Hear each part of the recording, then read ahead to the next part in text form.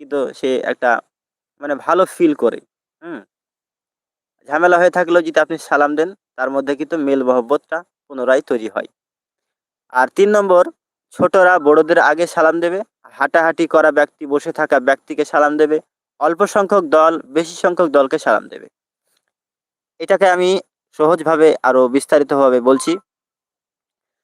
ধরুন আপনি রাস্তা দিয়ে সাইকেলে করে আসছেন আর চায়ের দোকানে একদল মানুষ বসে আছে। কি বললাম বুঝতে পেরেছেন?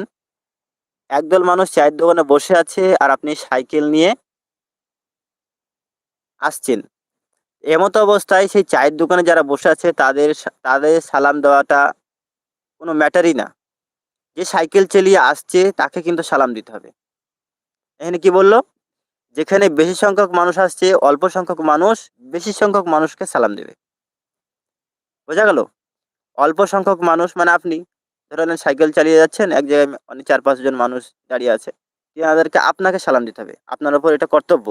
হ্যাঁ? এটা সালাম আপনার দিতে হবে। তিনারা দিবেন না। ধরে নেন আপনি ৪ চাকাতে যাচ্ছেন, একজনা মোটরসাইকেলে যাচ্ছে। কিন্তু ৪ চাকাওয়ালাকে সালাম দিতে হবে। বোঝা গেল? আর ছোটরা বড়দেরকে সালাম দিবে, বড়রাও ছোটদেরকে সালাম দিবে। স্নেহ করবে, ভালোবাসবে।